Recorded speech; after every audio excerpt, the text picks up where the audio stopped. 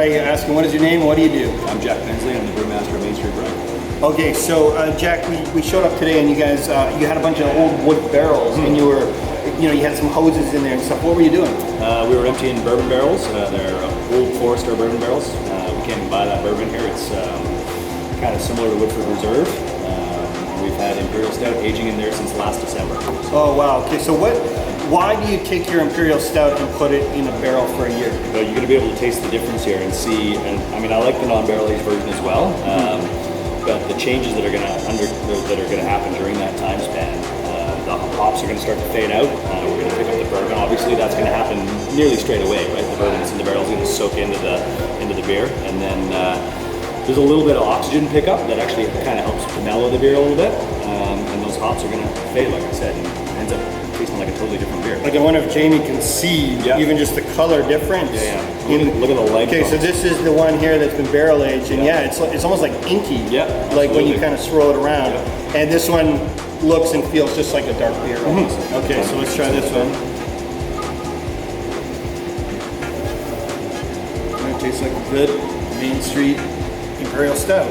And then after 1 year sitting in the barrel, you can like smell it right away. It almost has like I don't want to say like a liquor smell, or like almost like a wine smell. Right, and the reason that we're waiting for a year as well is we want that wood character to really get picked up as well, right? So there's the vanilla kind of flavor that you're going to get from that charred oak. That's the whole reason. Isn't that funny though? Like right away you said you'll have that first sip. Yep. And it's funny, it's the same beer and it tastes so dramatically different. So when this beer gets bottled up, is it like a special edition that you guys sell? Like this is our first barrel release that we've done, so we've been really excited about this for a year now.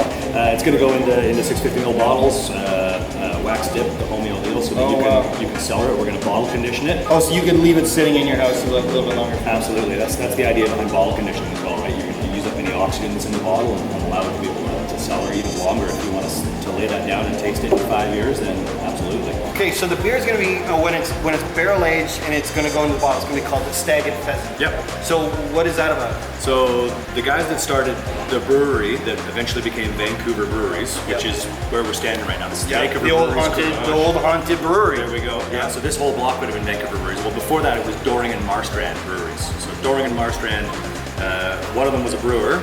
Otto Marstrand was a brewer, and Charles Doring was a bar owner, and the bar that he owned was in Gastown. It's called the Stag Pheasant.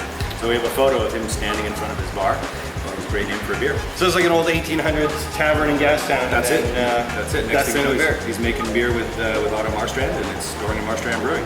Love it. Yep. Thanks, Jack. Cheers.